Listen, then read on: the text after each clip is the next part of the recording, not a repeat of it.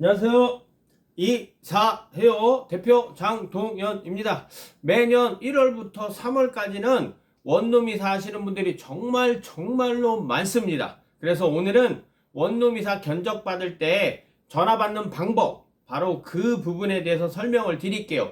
제 이전 영상들을 찾아보시면 오늘 말씀드릴 부분 중에 1번부터 6번까지는 있던 내용이에요. 그리고 제가 맨 마지막에 말씀드리지 않았던 7번, 8번, 9번은 뒷부분으로 빼놨습니다. 그래서 오늘 영상 끝까지 시청해 주시기 바라겠습니다. 왜 이걸 알아야 되냐면 어떤 설명 없이 아주 간단한 설명만 한 뒤에 원룸이사 비용이 얼마예요? 이렇게 물어보시면 원룸이사 하는 기사님들은 둘 중에 한 가지로 생각을 해요. 첫 번째는 호구다. 두 번째는 싸구려 고객이구나. 둘 중에 하나로 생각을 하는데 저는 후자예요. 이분 이사 잘 모르시고 싸게 하려는구나, 이렇게 생각하시는 분은 그래도 크게 문제가 되지 않는데, 전자 호구구나, 그럼 일단 견적을 싸게 넣고 그 다음에 이삿날에 가서 어떤 상황을 꼬투리 잡아서 추가 비용을 내면 되겠다. 그러면 마진이 훨씬 커지죠. 그래서 우리 고객님들이 이런 부분을 아셔야 됩니다. 그리고 그런 기사님하고 계약하시는 분들이 상당히 많아요. 왜 그러냐면 나는 견적만 물어봤지만 저 사람이 나를 어떻게 생각하는지 물어보지 않았잖아요. 그래서 저 사람이 나를 호구로 생각하는데 나는 그분과 계약을 하는 거죠. 그래서 이삿날에 서비스 품질, 추가 비용으로 굉장히 크게 후회하실 수 있습니다. 그러나 오늘 말씀드린 이 부분들을 우리 고객님께서 전화 상담하실 때 여쭤보신다면 정확한 견적을 받으실 수 있는 것 플러스 큰 변수 없이 만족스러운 이삿날이 되실 거라고 생각합니다. 후회 없으실 거예요. 자, 첫 번째, 양쪽 집 주소. 처음에는 상세한 주소까지 안 주셔도 돼요. 서울 어디에서 어디로 이사를 간다. 그리고 그 업체가 좀 마음에 들면 상세 주소, 양쪽 집 상세 주소를 주신 다음에 로드뷰로 어떤 어려움이 있는지 한번 확인해 주세요. 어떤 어려운 부분들이 예측되는지 한번 확인해 보시고 연락을 주세요. 꼭 말씀하시는 게 좋습니다. 자, 두 번째, 지금 사시는 집과 새 집에 엘리베이터가 있는지 없는지, 이 부분도 반드시 설명해 주셔야 돼요. 고객님들이 말씀하시지 않으시고 그 다음에 이삿짐 센터나 용달이사, 원룸이사 기사님이 물어보지 않았다면 반드시 추가 비용 나올 수 있는 원인입니다. 자, 세 번째, 주차장에서 엘리베이터까지의 거리, 그 다음에 엘리베이터에서 내 현관 문 앞에까지의 거리, 특이하게 멀다 라고 생각이 되신다면 반드시 정보를 주셔야 돼요. 이것도 꼬투리의 원인이 됩니다.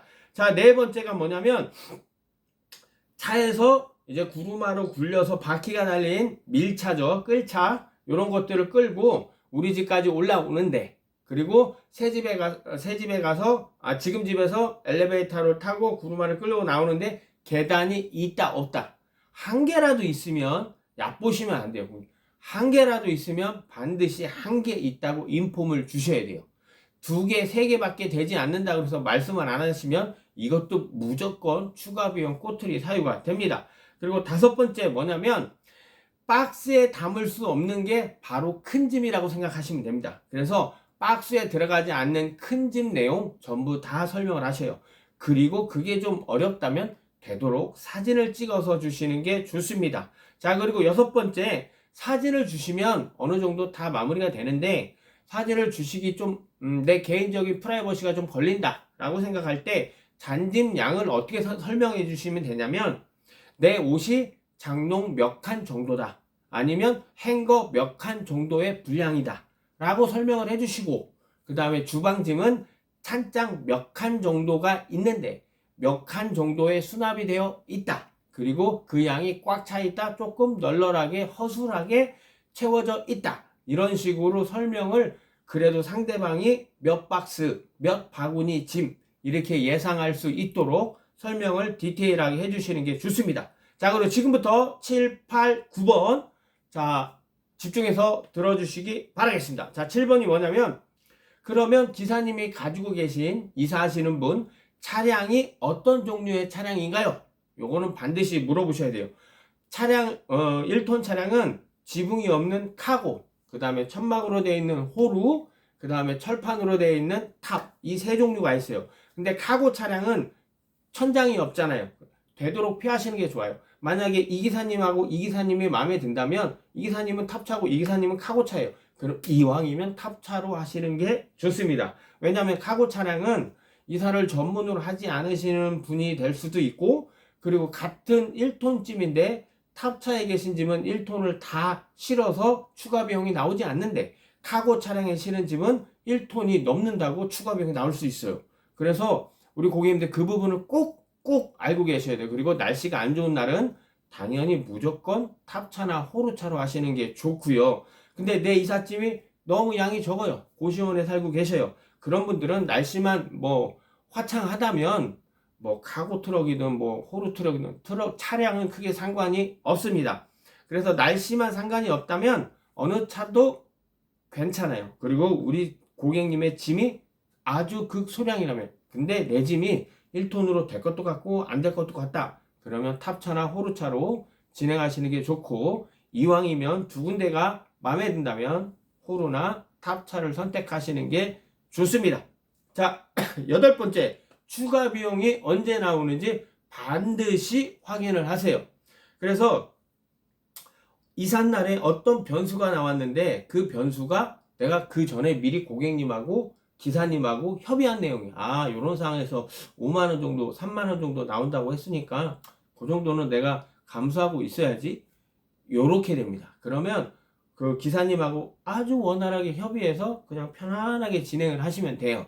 그런데 기사님이 오전 스케줄도 있고 오후 스케줄도 있고 막 이런데 어떤 인폼도 없이 갑자기 변수가 생기면 생각하신 것보다 훨씬 더 큰 추가 비용이 나올 수 있고, 그 다음에 내 집 문 안으로 짐을 들여놓지도 않고 기사님이 가실 수도 있는 그런 상황이 나오실 수 있다는 점 꼭 알아두셨으면 좋겠습니다. 자, 마지막으로 제일 중요한 아홉 번째, 계약금 금액. 죄송합니다. 원래 계약금은 10%예요. 그런데 원룸이사 비용은 워낙 적다 보니까 계약금을 10% 이렇게 받아보면 2만원 받아야 되는 고객님도 있고 15,000원 받아야 되는 고객님도 있고 3만원, 4만원, 뭐 많이 나오면 한 5만원 이렇게밖에 계약금을 받을 수가 없어요. 근데 이제 원룸이사 기사님들이 그날 만약에 이사가 취소되거나 팡크가 되면 그래도 내 최소한의 비용을 받기 위해서 한 10만원, 5만원에서 한 10만원 정도 받으시는 분들도 계세요. 거기까지는 그래도 괜찮습니다. 근데 어떤 고객님께는 막 한 20만원 이상을 막 이렇게 요청해서 50%를 계약금을 받는다, 이러신 분들도 조금 있어요.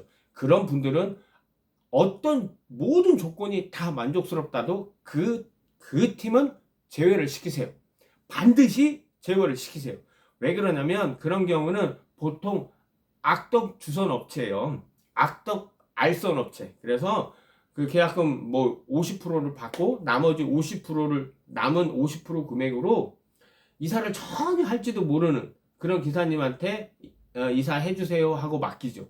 왜 그러냐면 그날 가서 이사를 하는 그 기사는 이사를 아무것도 모르기 때문에 그냥 그 금액이면 괜찮네 하고 그냥 가서 하는 거예요. 그러니까 아무것도 모르는 거죠. 그래서 우리 고객님이 이사하는 날 서비스 품질이 아주 바닥을 찌를 수가 있어요.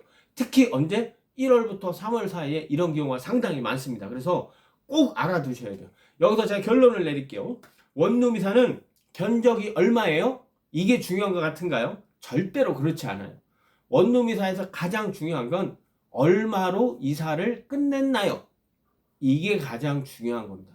원룸 이사는 받은 견적만큼 또는 그 이상의 추가 비용이 나올 수도 있습니다. 그래서 원룸 이사는 견적이 얼마예요가 중요한 게 아니라 얼마에 이사를 마쳤나요가 중요하다는 점 꼭 알아두셨으면 좋겠습니다. 왜 그러냐면 원룸 이사는 이사 경험이 많지 않은 고객님들이 거의 대부분이에요. 그래서 이사 전에 어떤 설명을 충분히 하지 않으셨으면 모든 귀책 사유가 고객님한테 있습니다. 아시겠죠? 이 원룸 이사는 귀에 걸면 귀걸이고 코에 걸면 코걸이에요. 그래서 모든 게 원룸 이사 고객님의 책임이에요. 거의 대부분 그래요. 그래서 추가 비용 협의가 나오면 무조건 지불할 수밖에 없습니다. 아시겠죠? 오늘 영상 7번, 8번, 9번 확인하셔서 좋은 이삿날 되셨으면 좋겠습니다. 좋아요 한번 부탁드리겠습니다. 감사합니다.